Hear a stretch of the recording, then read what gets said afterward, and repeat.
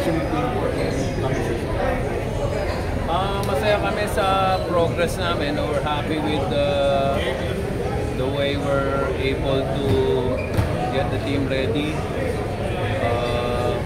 Ang biggest concern ko kasi is to be able to start the conference with at least most of our players at 100% healthy. Si Bo Belga, babalik na. Alam natin nagka-problema siya last conference with his health. But I think he's close to 100% his conference. Lahat ng clearances from the doctors nakuha na niya. So wala nang pangamba na may mga concerns pa tayo sa health situation. And then si Luis Villegas also improving really well. Although ang tingin ko hindi siya makakaabot sa opening day, pero by the middle of the elimination round, I think he can be 100%. Ang tagal namin hinihintay si Luis Villegas, almost 2 years na. So we're really excited about him being able to play the way he can play at his maximum best this conference. So yung mga concern namin, matutuwa din kami na makakabalik na si Felix Nemeti from, na-miss namin siya nung eliminate nung semifinals. Nagkaroon siya ng hand fracture. Then earlier before that, si Ma'am naman ng hand fracture. So nagkasunod-sunod yung mga injuries. But yet we competed. In the last 4 conferences, nakarating kami ng semifinals. Hindi lang kami maka-break. Hanggang sa finals lang.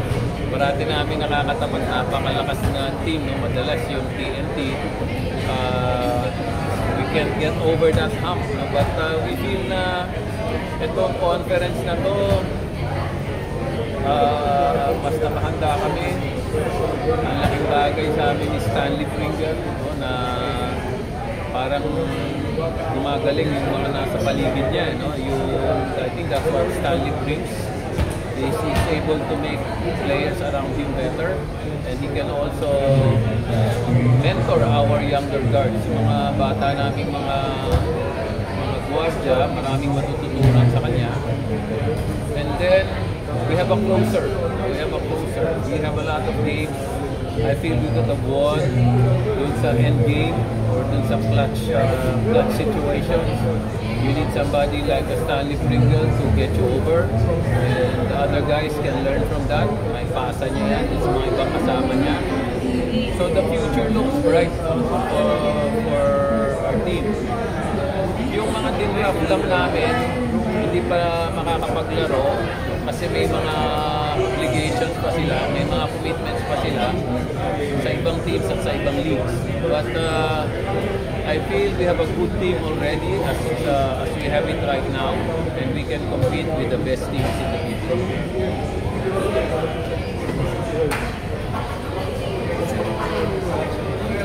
Progression talagang nagdala sa'yo last year yung core ko yun, sinasabi nyo, sina Adrian Nopus, sina Leonard Clarito,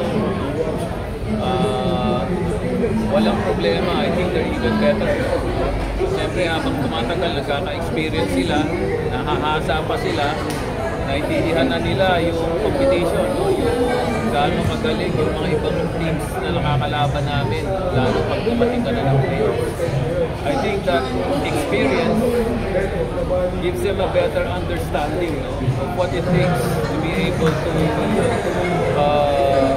play at a higher level. So itong mga to, lalo sumisipag sa practice, lalo silang nagiging mas matalino, yung IQ nila siguro nag-i-improve. May konting setback lang kami kay Santi Santillan, yung last namin, last tune-up game namin sa Meralco, sa Isabela, nagkaroon siya ng MCL there. But it's not serious. No? But baka hindi siya umabot sa winning day. But I think after 2 or 3 games, makakalaro na siya sa akin. May bagong team captain kayo si Mamo. Talk about yung trust na binibigay sa kanya, especially medyo bata pa rin si Mamo compared to the Tradition naman namin sa team namin, no, we're a democracy. No? So every year we elect a team captain whenever the team feels can lead them. And this year, nung nag-team building kami, ang nailang nga si Mamo.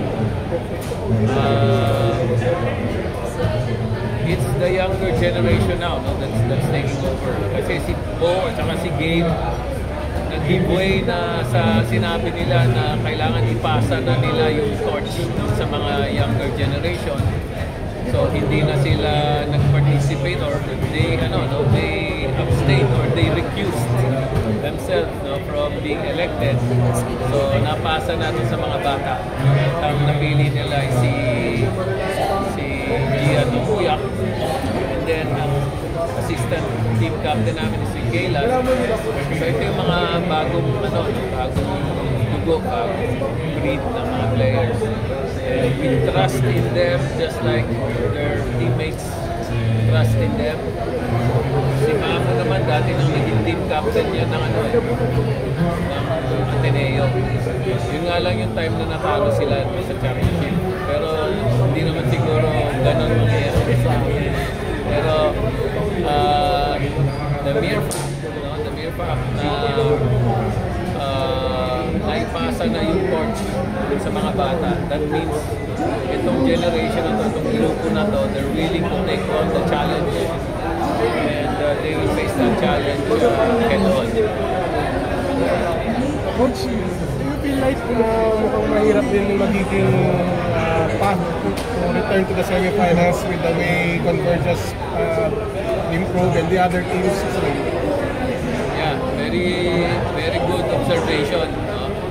Alam natin yung mga malalakas na teams, malakas na eh. Yes. No? Eh yung mga nasa middle tier na teams lalong lumakas. No? We're talking about the Verge, we're talking about Blackwater, we're talking about Phoenix and Northport, even Meralco. So, mas mahirap talaga na makabalik ka ng high semifinals na. We recognize that. But that's really part of the journey and the challenge. Hindi naman pwede na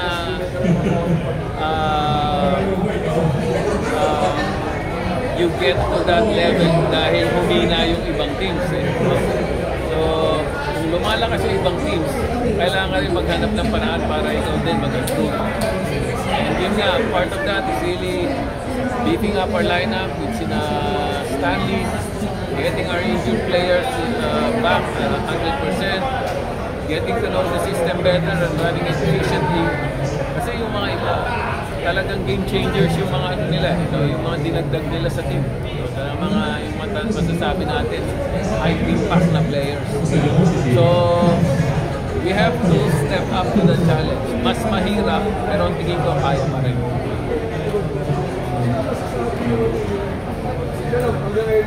Thank you so